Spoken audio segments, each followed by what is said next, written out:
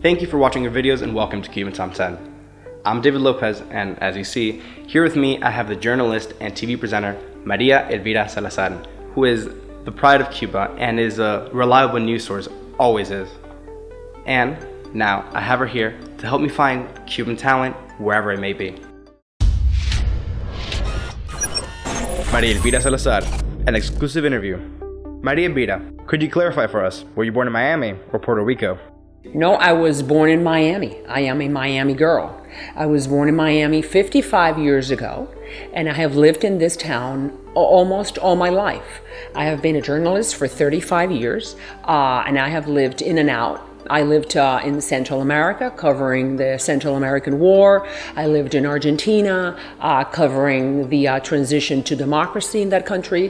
Where else? I lived in Atlanta, working for CNN in Espanol, and in Washington, covering the White House. But always with a home and a family in Miami. So I am a Miami girl. If someone asked you on the street, who are you, what would you say? If somebody comes up to me on the street and says, hey, what do you do? I'll say, well, I'm a story. What would I say? I am a storyteller. I tell stories. I go to places where things are happening. I watch what's happening there. I have a little camera where I record or somebody else records. I jot down or I write down what's happening and what I see and my impressions. And then I go back to a television station. I put that story together. I come up, I have a microphone, and then I'm telling you that while you were working, this is what was happening. So that's what news reporters do, storytellers. We watch life for others, and then we recount what's happening while they were working. When did you know this would be the path in life you choose? So I always knew that I wanted to be on television because my dad, when we lived in Puerto Rico, he had a television program. So he would take me, I was 13 years old. So he would take me to the studio, and I really liked that.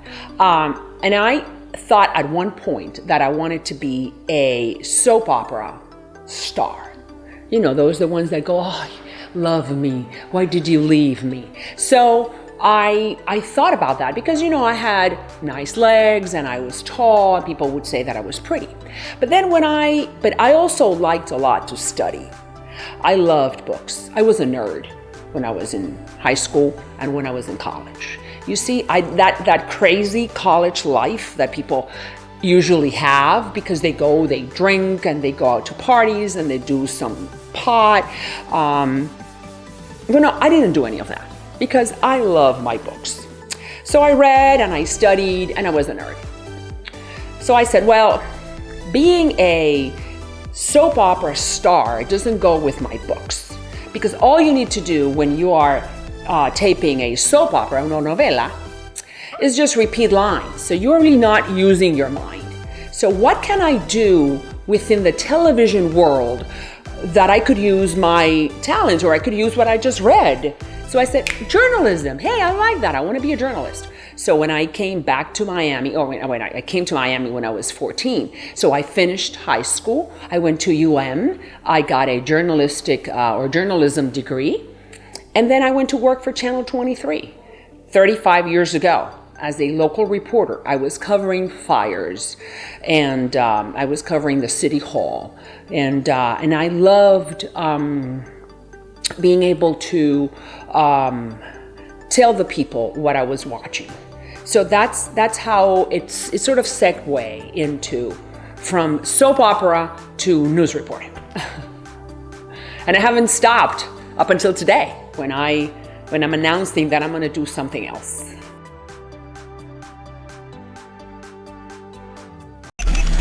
María Elvira, why do you think Cubans like you so much? You know, I'm fascinated and I'm so proud. I'm so proud because Cuba is in my heart. And I'm going to tell you why. Because when we lived in Puerto Rico, we would go to this club called Casa Cuba. And the Cubans would gather there because they were so full of pain and sorrow and nostalgia for Cuba. that they would gather, and we would go every Sunday to Casa Cuba in San Juan, Puerto Rico. And there, I always say this, there is where I learned the national anthem. Al combate, correr, I learned it there because we would have to stop on Sundays at 5 o'clock in the afternoon. Everything stopped, every activity, every sport, and we would have to stand. And I remember when I was 6, 7, 8, 9, 10, we would go there and like, al combate, correr. So I learned it. And there's where I think that the Cubanía came into my DNA. And right now I'm so proud that, and my dad will be so proud, and my grandmother will be so proud of knowing that I have become sort of a storyteller to the Cubans. I think that what I've done is that I have informed the Cubans once they leave the island what really happened while they were living in it, because they didn't really know. So now they go, oh yeah, I didn't know that was happening when I was I was 10 years old and Angola was going on. So for me, I'm so proud because I became the storyteller for the Cubans, and that it fills my heart. If you were to say, what brought about this new chapter in your life? Well, I decided to go into the political life because at one point in last summer, somebody from a very important donor from the Republican Party came up to me and said, after a brief conversation, if I would consider the possibility of running for office and filling the shoes of Ileana Ros-Lehtinen because she was retiring. Up to that moment, I had never thought about getting into the political life. I never thought about running for office. I was very happy with my profession. But sometimes God presents a different path, presents a different opportunity for you to do. So I really considered it, and I believe that serving the public in another way or through other means, like being in the game, not just reporting the game, I could really be of help. I could be a force of change. I could be now I could be a player, not only an spectator. And that's what has motivated me to get into the political game and represent a very large and important number of Cubans that live in South Florida within District Number 27. And other Latin Americans, not only Cubans, because right now the district is 67% Hispanic. Out of that 67%, half are Cubans and half are non-Cubans. And we all live in harmony. So I'll be more than happy to represent all of them, because if you look at it, some other Latin Americans, brothers and sisters from Latin America, are encountering similar problems as the Cubans are encountering. Look at the Venezuelans. Look at the Colombians. So I know the story well, and I think I could be of help. Who do you believe to be the greatest Cuban talent of all time? I would say that Benny Moré. Benny Moré he didn't know any music, for what I hear. He was half drunk all the time. He didn't know how to read and write music, and he was a monster. I would say Pérez Prado. Pérez Prado came up with the mambo. Oh my God. In what, in the 30s and the 40s? I don't know, but mambo is a very special, different type of music that we still together, it captures everybody, the Americans and the Europeans, it captures everybody's attention. I love mambo. Mambo number 5, my favorite.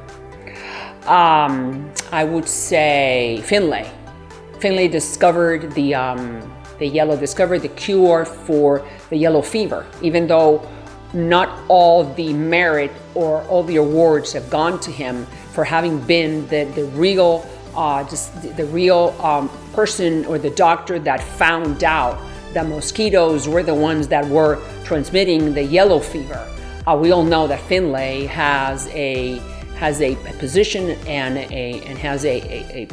we know that Finlay is on the list of the people that need to be recognized as a person that contributed tremendously to discover what was the transmitter for the yellow fever. Who else? Cuban. So many Cubans. but I would say those three, and Celia Cruz. I mean, who could be bigger than Celia Cruz?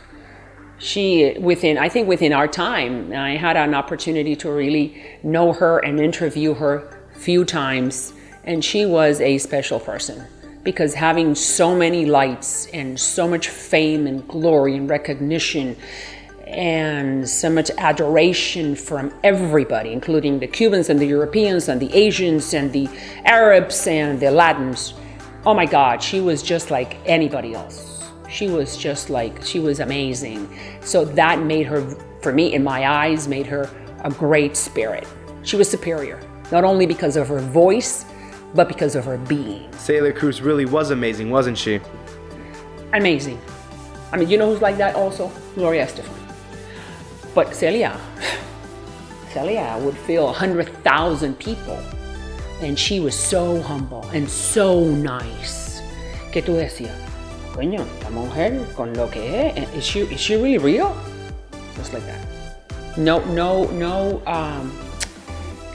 pose, how would you say? No pretension whatsoever. No había an iota of ego. So, eso la hace grande. What is a young Cuban talent we should all follow? Young Cuban talent. My God, there's so much Cuban talent that we don't even know. Those kids in Cuba that have come up with an internet, a Cuban internet. The people that are filming, that they have come up with video games and video okay. The kids that we don't even know. But while I was reporting in the last year, I have discovered that within Cuba, you have this pockets of great talent that, against all odds, because the government doesn't allow them to be able to flourish when it comes to the internet, those kids have been able to put together a Cuban internet. How do you do that? They're filming this music videos that are amazing. With what resources? The ones that are painting the streets with this type of graffiti in order to cover the government propaganda. I've always said that if we were to be free, we would be Taiwan or Singapore or South Korea, because the wealth of the wealth and the amount of talent that is in Cuba, but that is suppressed, is immense. If you would let that out, we would be a wonderful island. And that's really, I really would love to see before I die that the Cubans are free to do whatever thing they want and whatever their talent merits for them to do. What was the moment you almost gave up being who you are today? Many moments, but there are many dark moments in my life, and I will write those in my next book. But what I learned from those dark moments is that if you continue and you keep on going forward and you have faith in God, then you come up even higher. I think in life, having those trials only makes you harder, makes you stronger, and it gives you more resolute, it gives you more stamina, more energy, more willingness to continue forward. And then when you surpass the darkness and you go back into the light, you come higher and you find better ways. So going through trials is very good for everybody. You know, let me tell you just a story that I just remember. Steve Jobs, you know, the creator of Apple, the Apple phones, you know, the Apple company. He said that he would not, I don't know if it was Steve Jobs or Bill Gates, I think it's Bill Gates, that he would not hire anybody that did not have shortcomings, or that was laid off or fired or had a problem in his life, because those are the moments that make you bigger and stronger. What is your message to Cubans all over the world? Look, we cannot give up. We can never give up. You cannot live without freedom and democracy, and without freedom and without liberty. It doesn't matter how long it takes. I know it's very easy to say it from this side of the I know it's very easy to say it from this side of the shore, but living under oppression, living under totalitarianism, living under communism, it's not possible. That's not the way human beings were made to be. Human beings need to be free, to flourish, to prosper, and to do whatever they want to, as long as it's legal and it's moral. And we don't have that. And there is no exception to the Cuban people. Like, the Cuban government likes to say that the Cuban exceptionality, that Cubans like what they have because they chose it 60 years ago. Not true.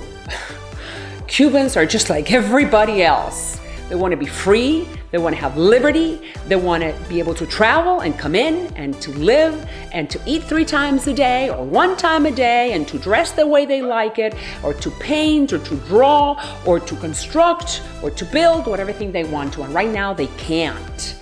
And it's pitiful.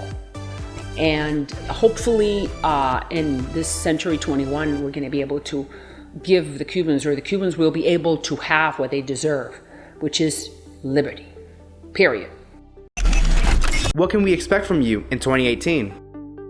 Well, what you can expect from me in 2018 is that I'm going to run for office. I am running for district number 27, which is a congressional district for the United States Congress. It's the seat that Ileana Ros-Lehtinen is about to leave because she's retiring.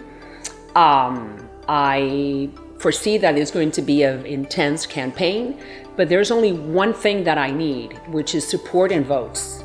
If I have votes from the community, then I win. If I don't, then I lose. So I need everybody that's watching me, and if they believe that I can do a good job and I could be a good representative, to go to the county elections department and just register as a Republican and vote in the primaries and in the general election. And that's it. If they do that, that's all I need.